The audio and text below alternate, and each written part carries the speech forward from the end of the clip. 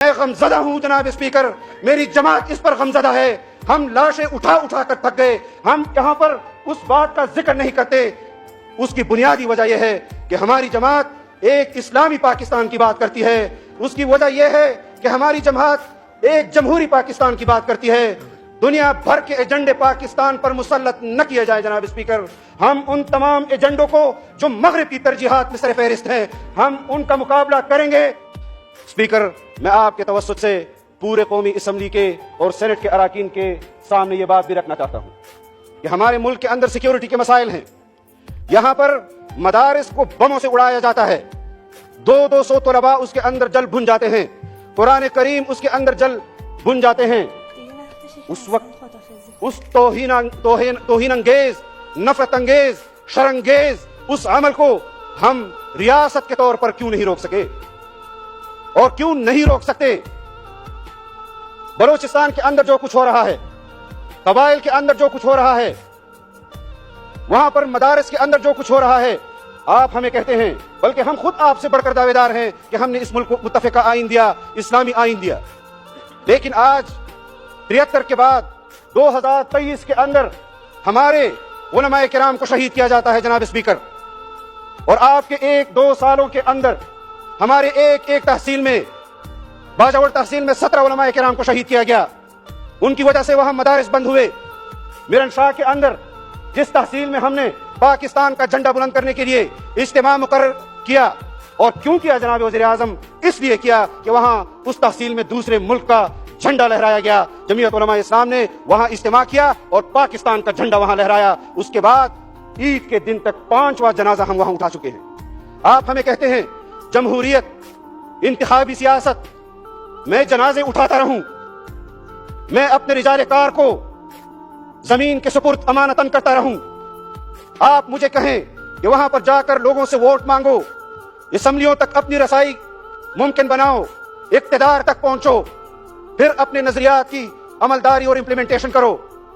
کون سا ضلع ہے میرے صوبے کے اندر، کون سی تحصیل ہے میرے صوبے کے اندر، کون سا ضلع ہے بلوچستان کے اندر، کون سی تحصیل ہے فاٹا کے اندر جہاں جمعیت علماء اسلام کے رہنما شہید نہیں کیے گئے، جہاں ان کے کارکن شہید نہیں کیے گئے؟ کیوں؟ اس بنیاد پر کہ وہ اسلامی ریاست کے تصور سے پاکستان کے اندر جدوجہد کر رہی ہے، وہ پاکستان کے آئین کے لیے جدوجہد کر رہی ہے۔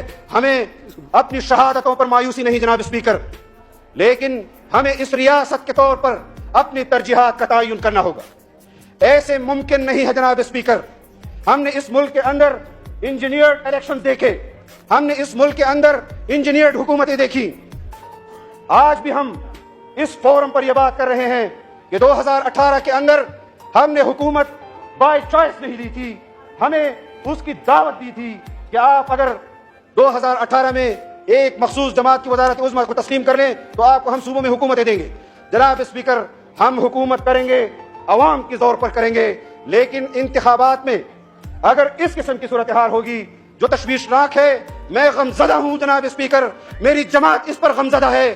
ہم لاشیں اٹھا اٹھا کر تھک گئے۔ ہم یہاں پر اس بات کا ذکر نہیں کرتے، اس کی بنیادی وجہ یہ ہے کہ ہماری جماعت ایک اسلامی پاکستان کی بات کرتی ہے۔ اس کی وجہ یہ ہے کہ ہماری جماعت ایک جمہوری پاکستان کی بات کرتی ہے۔ دنیا بھر کے ایجنڈے پاکستان پر مسلط نہ کیے جائیں جناب اسپیکر۔ ہم ان تمام ایجنڈوں کو جو مغرب کی ترجیحات میں سر فہرست ہیں، ہم ان کا مقابلہ کریں گے۔ ہم مل کر اس کا مقابلہ ہمیں کرنا چاہیے۔ اس ریاست کی ذمہ داری ہم سب کی ذمہ داری ہے۔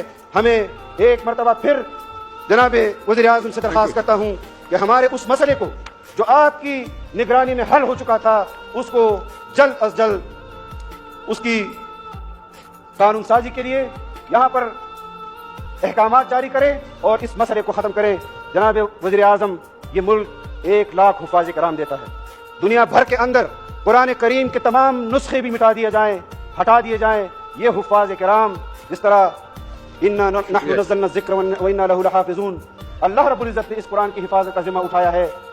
ہم نے دیکھنا ہے کہ ہم اللہ کی قرآن کریم کی جو خدمت اسلام نے ہمارے ذمہ لگائی ہے، اس خدمت کو ہم پورا کر سکتے ہیں یا ہم پورا نہیں کر سکتے۔ یہ ہمارا امتحان ہے۔ قرآن میں رہنا ہے، اور جب تک قرآن رہے گا یہ دنیا باقی رہے گی۔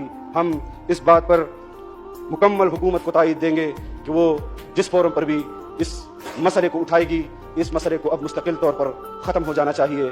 ہم اللہ تعالیٰ سے دعا گو ہیں اور پاکستان میں اسلامی ریاست کے تصور سے جو ہمارے اکابر نے اس ریاست کو بنایا تھا ہم عملاً بھی اس کو دیکھ سکیں. کچھ گزارشات میں نے اس فورم پر کر دی ہیں اور کچھ گزارشات میں انشاءاللہ کیبنٹ کے فورم پر جناب وزیر اعظم اور اپنی کابینہ کے سامنے رکھوں گا. وآخر دعوانا ان الحمدللہ رب العالمین.